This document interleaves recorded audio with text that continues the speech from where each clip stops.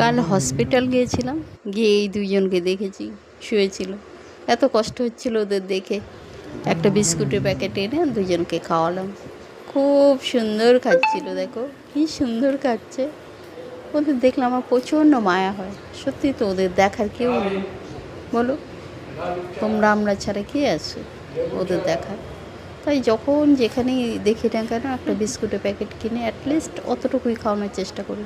তারপরে আমি আমার হোটেলে তো যত খাওয়ার বাঁচে না কেন ওদের কিছুটা দিই, কিছুটা রেখে আসি ওদের জন্য, খেয়ে নেবে। ঠিক আছে, খুব ভালো থেকো সবাই। পারলে একটা লাইক আর কমেন্ট করে দিও। দেখো ওদের জন্য আমরাই আছি, আর কেউ নেই। ওদের একটু লাইক কমেন্ট করে দিও।